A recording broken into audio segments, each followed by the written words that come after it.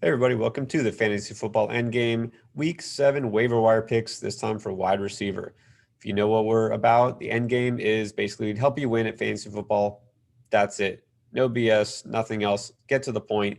Here are our recommendations for wide receiver for this week. All right, so we always do a top 5. Let's talk about my 5 favorite picks for this week. First, honorable mentions because there's several names. Wide receiver runs pretty deep. Russell Gage, keep an eye on him because, fell off the last couple of weeks. Didn't look quite the same since that concussion in week 3. But if this Falcons offense is going to click like it did last week and kind of like it was up until the last few games where they were just struggling, now that there's a new coaching change, could be rejuvenated. I'm not saying they're going to play that way every week, but Russell Gage could be back on the radar. So keep an eye on him if you need somebody in full PPR. Also, the Jaguars receivers. You got Chenault there, who disappointed this week, but should be kind of a high floor player going forward most weeks. It was just a bad game for him, really. Should have been a great game. Keelan Cole, on the other hand, did have a great game, monster week. He's not going to have that kind of ceiling every week, but is definitely going to be involved, especially if Chark just doesn't look 100%. So those are also some options on there. And then Henry Ruggs, if he's available, I know some people dropped him because of the bye. Henry Ruggs has shown what he can do. Regardless of matchup, doesn't matter. One play and he's gone. So that's somebody who you could kind of flex in your lineup at any moment if you need to. But let's start with my top 5 for this week. Number 5, I'm going to sneak in a mention of a Jet player here, despite the fact that he's Jet. But you know what? A lot of times you get fancy production from bad teams because they're not owned anywhere, and then they can still produce. Okay. So Breshad Perriman came back. He was one of my top preseason sleepers, and I do like him still. Didn't have a monster game, right? Nobody on their team did. 4 catches for 62 yards, but it was good to see him out there. He looked explosive, looked healthy, and behind Jameson Crowder, he was the leading target getter. All right, Crowder's obviously going to lead this team in targets going forward, but Perriman also has that big playability. Just think about it. He made an appearance at the very least, and this is with Joe Flacco at quarterback. So if they get a healthy Sam Darnold back, if, please, God, someday Adam Gase gets fired, all right, and the Jets actually have some sort of rejuvenation here this season, there is actually some interest here in Perriman going forward. I'm not saying you necessarily need to go at him right now, but this is somebody to keep an eye on going forward. All right. So he's my number 5. Let's move on up to number 4. Some players you could plug in and play right now. And I will go and give a shout out to Travis Fulgham. I was down on him, and I'm going to slightly back off of that, but not all the way. So unpopular tweet saying, okay, so that one touchdown he got, it wasn't really a great play. All right, let's just put it this way. It was a jump ball. It was a terrible pass by Wentz. He basically chucked it up in the end zone. It was kind of like a wobbly duck. Just so happened that the defender jumped too soon and missed it. Fulgham came down with it. Credit to Fulgham for getting that. But without that touchdown, it was a pretty mediocre day for him.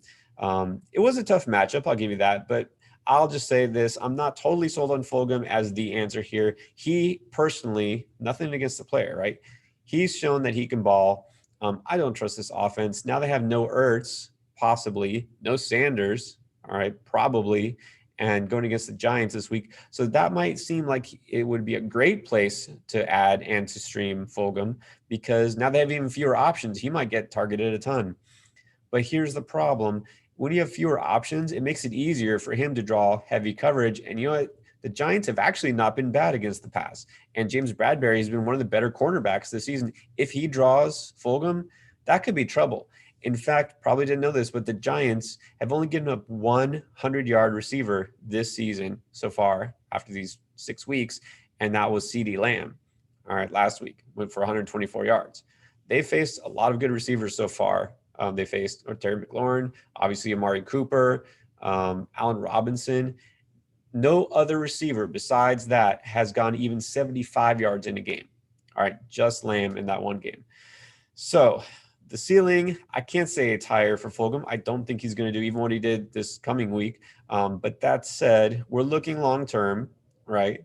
Fulgham is still a strong add. He's shown that he's definitely got a place in this offense. And even if Deshaun Jackson or Alshon Jeffrey come back, which who knows, right? If Jackson comes back, yeah, that should hurt Fulgham. But I mean, they're desperate at this point for receivers. They need somebody. I think Fulgham does still have a role. I think he could have a role on your fantasy team. I'm just saying, keep your expectations a little lower. All right, now, guys, I prefer better. My number 3 pick here, a guy actually I'm really high on. I wish I had added him in more leagues before this week because I think he's going to start to get some traction here. Is Tim Patrick. And even in a tough matchup, we talked about this in our start sit, Chris and I did, and the matchup was not good against New England. It was great last week because Gilmore looked like he was going to be out. Cam Newton was out. Thought Denver might have an edge. Well, it turns out they won this game anyways.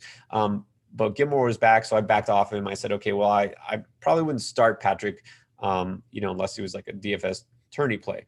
Well, you probably should have started Patrick. He went over 100 yards again, back-to-back weeks now.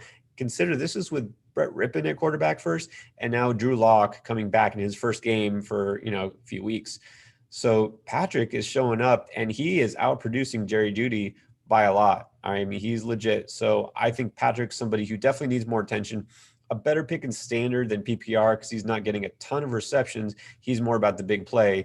But again, if you like Henry Ruggs, Tim Patrick, he's doing similar things, okay? This isn't the most dynamic offense, but the fact that Sutton is out for the season, now they're going to be without Gordon. Patrick is going to need to basically do a lot in that offense to kind of carry some of the load. My number 2 pick this week is somebody who's probably going to get added in a lot of leagues, so you're going to have to bid up for him if he's available, and that's Mike Williams. He's 45% rostered right now in Yahoo leagues.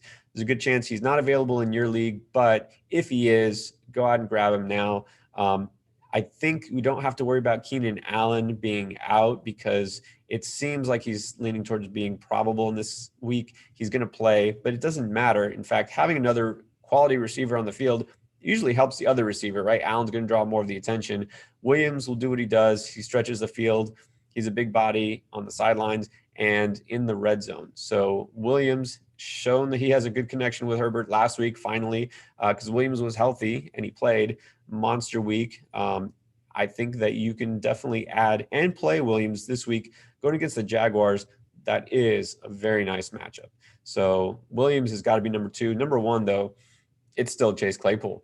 And you think, well, okay, that was last week. Everyone's got Claypool by now. Not everybody. He's only 49% rostered in Yahoo leagues. Again, you're in competitive leagues. You guys watch us. You're in the league, obviously, where people know what they're doing. At the very least, you know what you're doing, so you probably added him. If you didn't, though, this is your last chance. I mean, you've got to, because we saw what happened. He is still going to be, I wouldn't say the number 1 receiver, because this is really, it's almost like a committee here at receiver. They go with a hot hand and they spread these targets out equally. But Deontay Johnson's still out. I mean, we don't know when he's going to come back. He seems to have something constantly, all these various injuries. It's just keeping him off the field. Juju, I don't even want to bring that up. It's a sore subject. 2 catches for 6 yards. He's still there. I'm not saying he's not going to be their top target per se, but he's not getting any more love than Claypool is. And you know what? Claypool's producing. Juju's not. All right. And then James Washington, you might not know, I should probably throw him on this list. James Washington has led the team in targets a couple times. He's right up there as far as the season goes. So Claypool is definitely somebody you should trust going forward the rest of this season. And just saying it now, I've said it since the offseason, since the preseason. Nobody's talking about this.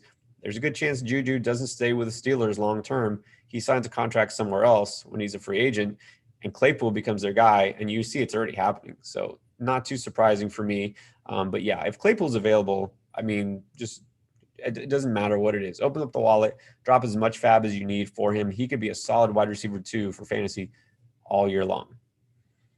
All right. Hopefully that helped you guys. If you have more questions or you have any other players specifically you want to ask about, hit us up here. Leave us a comment on this channel, or you can follow us at Endgame Fantasy. Give us a follow there and leave a question. We'll try to do our best to get back to you as soon as possible. All right. Don't forget our other videos. We got waiver wire for quarterback, running back, wide receiver, and tight end, along with defensive streamers every week. All right. Thanks for watching.